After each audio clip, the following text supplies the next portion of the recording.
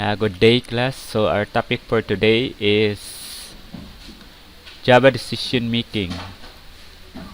So particularly we will focus on if-else statement in Java. An if statement can be followed by optional else statement which execute the Boolean expression is false. So we have syntax. Syntax meaning these are we need to follow.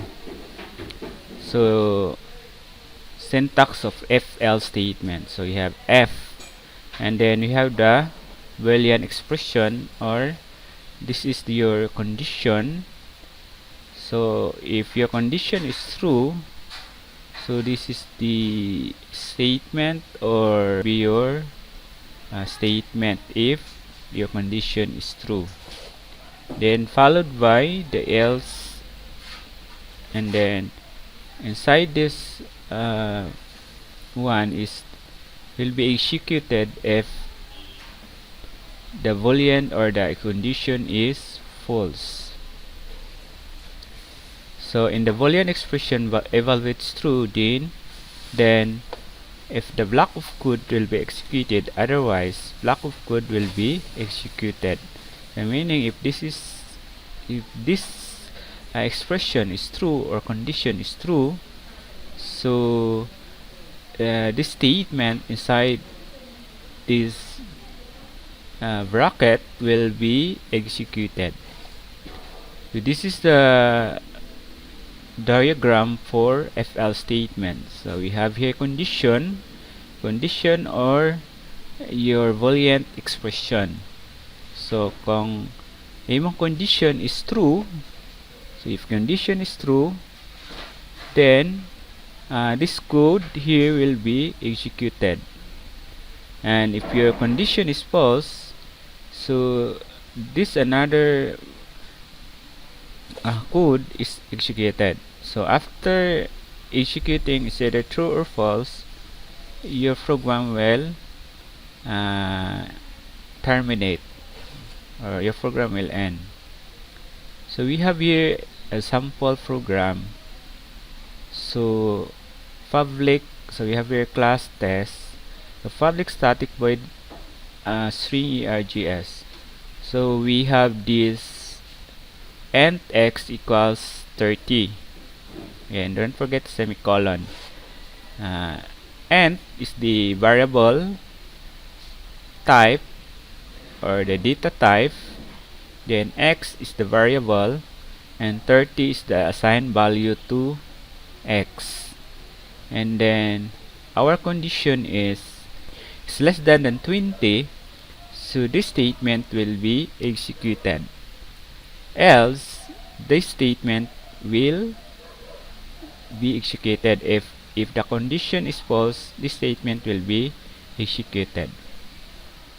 So if going to test the condition, the value of x is 30. So 30 is less than 20, true or false? Si 30 ba is kanang gamay ba siya sa 20? So the condition is false, so your program or the statement will be executed this one. So kani ang atong i-execute.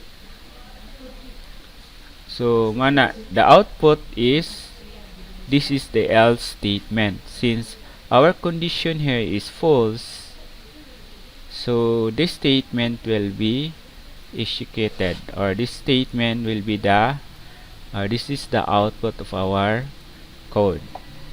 So if we're going to test this code project, click Java, then application, then click next, then if-else, and click the finish button. Okay, so we just copy the code. So this is the code. Copy and test your code here. Just paste here face, Okay, so this is our code. If we hit the run button, this one, the triangle, green triangle, so programs are running.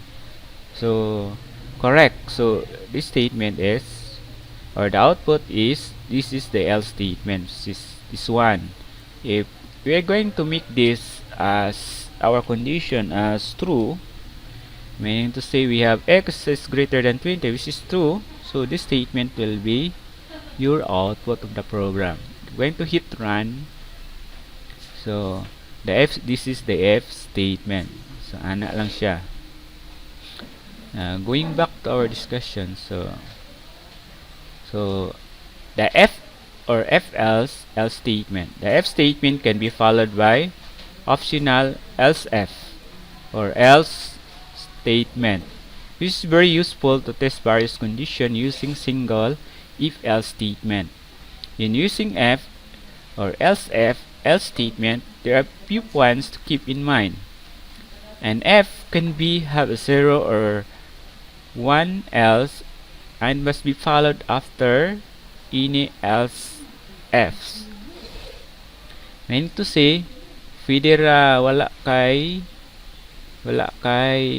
F lang, then wala kay so 0 man, have 0 or at least 1 else. Pwede sad walay else. Or pwede sad usa ka F, then else F, then followed by the last portion. You can have the else. Pwede ra pod walay else sa pinakalas. And F can have 0 to many F else F. So pwede siya si F daghan siyang else F. For example, you're going to test your grade. So example, we say if your grade is equal to 70, then ang mo display kay field hagbong siya.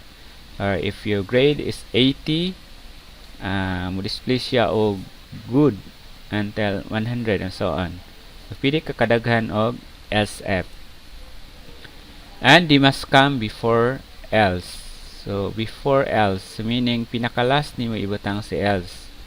So F else F, then C else. So once else if succeeds, none of the remaining else F or else will be tested.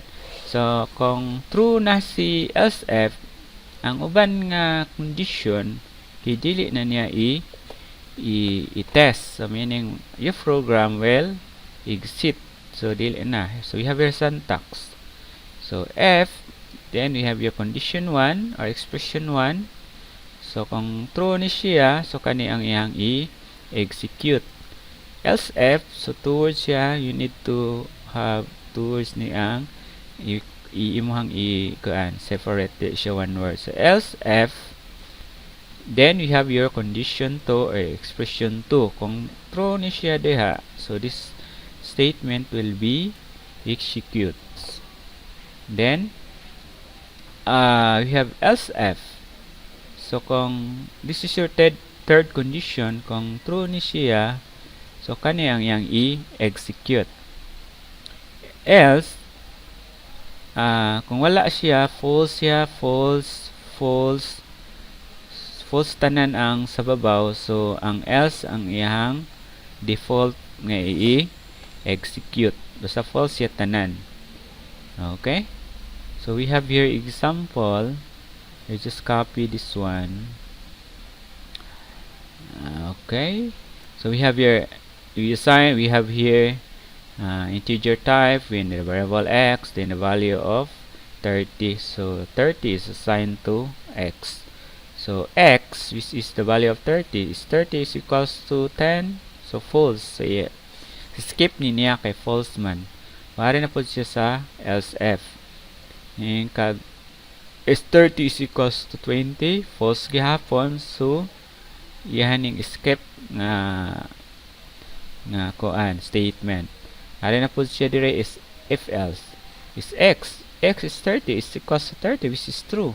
So meaning to say kani ang iyang i-output, else kani ang iyang i-display. So we have here x is 30. Okay, since this is true man nga condition, so kani ang yang i-display. So okay, we will run the program. Try not to run. Sakto ba? Just copy and paste.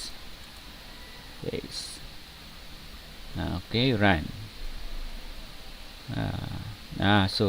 Mao ni akong gi-discuss before ha, dili ka pwede mo declare og the same variable, so usa ra gyud, so di ka pwede nga daghan siya nga the same name, so you just edit this one or delete. Okay, so our program now is free from error.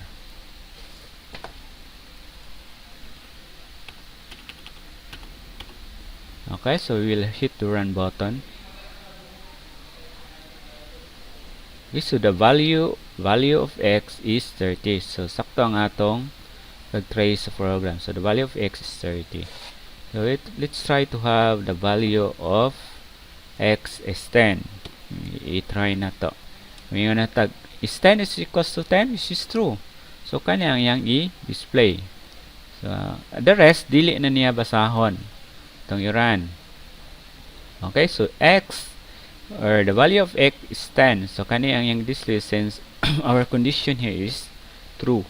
True man siya. Manang kani ang yang gi-execute. After ani pag-execute niya, dili na siya mobasa ani nga remaining condition and statement. Okay, false naman siya or dili na niya i-execute. Okay, so that is our topic for today is simple if else statement. Okay, so thank you and have a nice day. Be safe everyone.